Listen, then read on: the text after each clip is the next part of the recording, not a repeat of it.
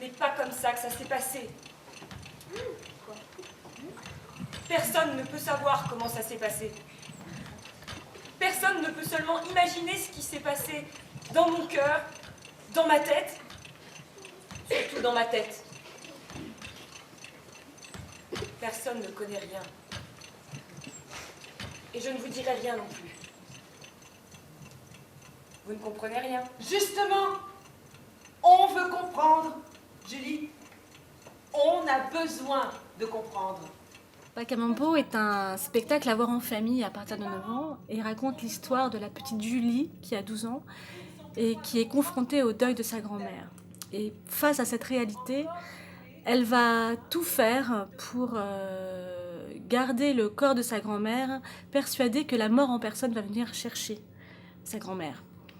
Et pour ça, elle va être accompagnée d'un compagnon merveilleux qui s'appelle Le Gros, qui est son chien, et qui va l'aider justement à passer cette épreuve et à vivre l'insupportable. On va lui dire notre façon de penser.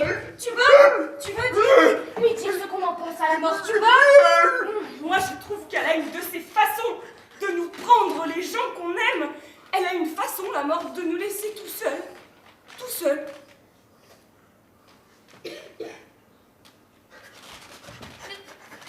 Non, arrête.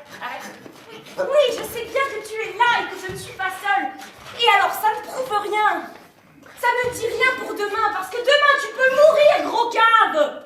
Donc on la retrouve au début de la pièce chez sa psy, qui cherche à comprendre ce qui s'est passé, parce qu'elle va faire des choses qui apparaissent aux yeux des adultes comme quelque chose de pas du tout naturel, de même cruel et pas du tout normal.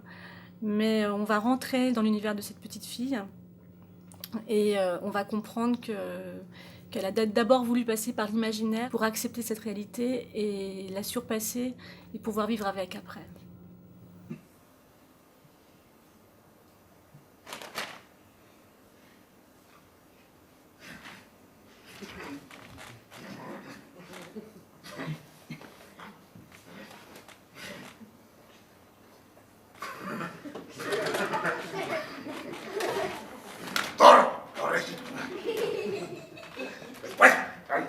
El coro del tectónico.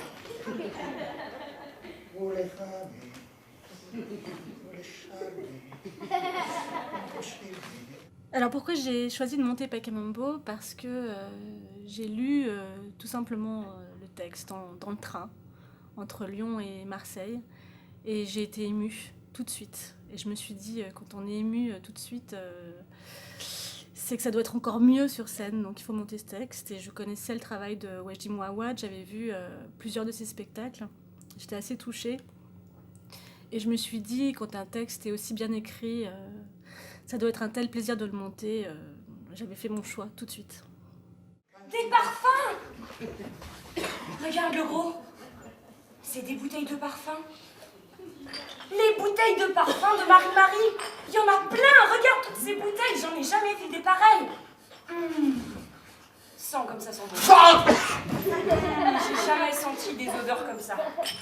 Pour écrire cette histoire, Wajdi Mouawad s'est inspiré de La vie devant soi d'Émile Ajar, qui est une œuvre qui lui avait beaucoup plu. Et on retrouve d'ailleurs dans Pakamambo les bouteilles de parfum, le maquillage, la cave et surtout l'affection qu'il y a entre la grand-mère et l'enfant, qui est très importante dans Pakamambo.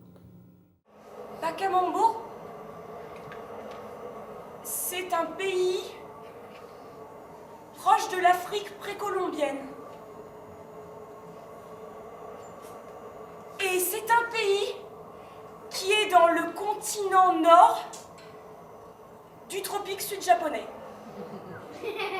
Pas loin de Mississauga, où il y a un désert de neige qu'on nomme l'Arabie. C'est le pays où tous les uns sont les autres. Où tous les uns sont les autres. Pakamambo, c'est un pays imaginaire inventé par la grand-mère Marie-Marie. C'est une histoire qu'elle lui racontait régulièrement. Et c'est un pays qui représente l'au-delà. C'est le pays de l'empathie absolue. C'est le pays de toutes les lumières, où tous les hommes sont des hommes, où il n'y a plus de problème de couleur, où les hommes sont égaux. Et Julie a besoin de croire dans ce pays pour surpasser sa douleur et accepter la mort de sa grand-mère. La terre qu'ils ont subie. Ma grand-mère a souvent dit à des blancs qu'elle était noire. Alors moi aussi, je serai comme ma grand-mère. À Pacamambo, j'aurai une peau profonde et vivante, faite de la couleur de mes désirs. La mise en scène est guidée par un certain nombre de questions qui définissent des enjeux. Comment accepter et surpasser sa douleur face au deuil et la transformer en quelque chose de différent, dans quelque chose d'autre avec lequel on doit vivre. Quel chemin parcourir pour accepter le fait qu'accepter de vivre, c'est surtout accepter de mourir. C'est vraiment les enjeux principaux de Pacamambo. Tu viens, le gros? Allez, on va aller voir ce qu'il y a dans le troisième tiroir. Qu'est-ce que je fais? Qu'est-ce que tu veux faire? Y a rien à faire, fais ce qu'elle te dit. Tu viens? Arrête de te plaindre. Mais qu'est-ce qu'il y a dans le troisième tiroir? Est-ce que tu sens quelque chose, le gros? Rien, une pantoute. C'est vernis max, ce genre de meuble, et ça te bouche le nez. Pi. Pi. Pi. Pi. Pour lui, elle a dit pi. Pi de vache. Je sais pas, moi, il y a peut-être rien dans le troisième tiroir. Le plus important pour nous, en tout cas ce que je veux défendre, c'est que ce texte est très riche et que chacun puisse prendre ce qu'il a à prendre dans le texte, que ça soit un enfant de 9 ans, que ça soit un adolescent, que ça soit un adulte. Parler de la mort est tabou, parler de la mort n'est pas évident, fait peur dans notre culture, mais pas dans d'autres. Dans d'autres, c'est beaucoup plus simple, beaucoup plus quotidien. Nous, dans notre course effrénée au bonheur absolu, on ne sait plus parler de choses qui sont essentielles. Donc ce qui importe pour moi, c'est que chacun puisse y trouver son compte et puisse repartir à la fin de ce spectacle, un petit peu transformé en tout cas, avec des mots à dire sur ce qu'on n'arrive pas à définir.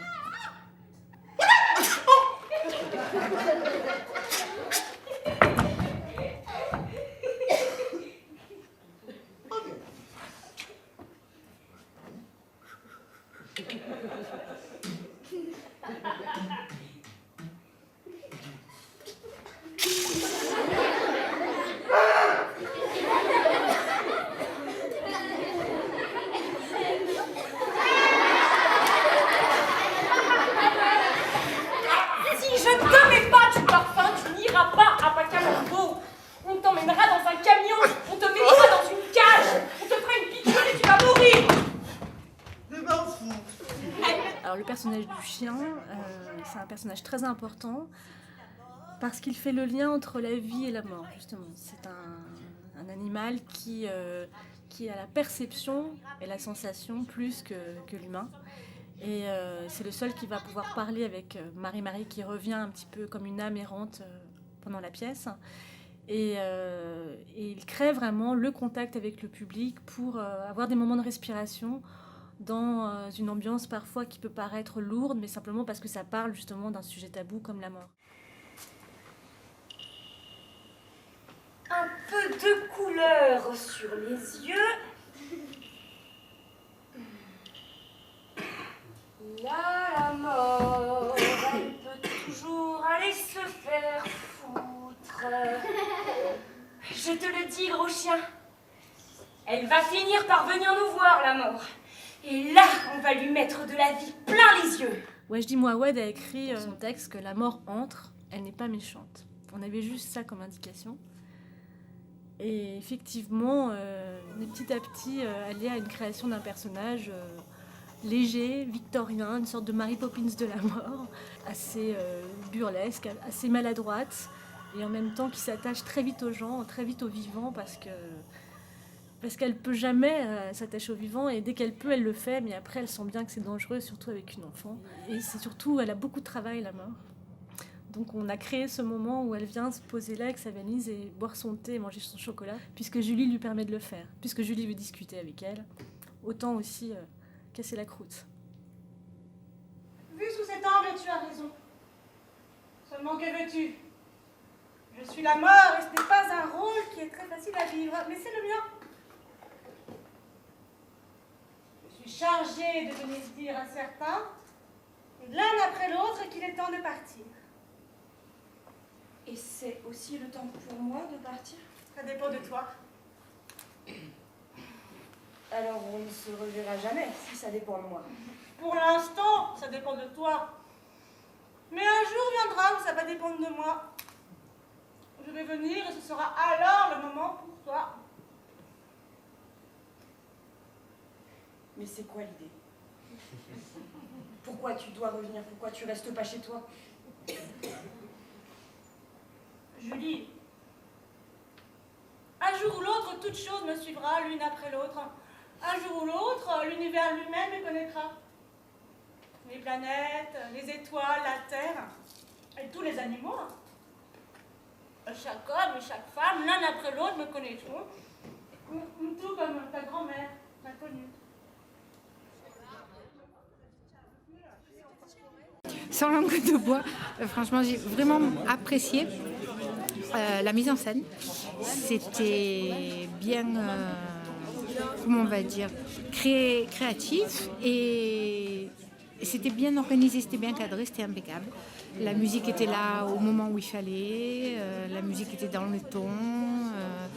L'ambiance complète de la scène a été très intéressante. On était vraiment dans le sujet et le jeu des acteurs a été extraordinaire. C'était quelque chose de très agréable à regarder. L'histoire était très bien menée. Et non, chacun était à sa place et j'ai trouvé ça vraiment très bien. Il n'y avait pas de longueur, il n'y a pas eu de... Non, j'ai trouvé ça agréable et j'ai passé un très très bon moment.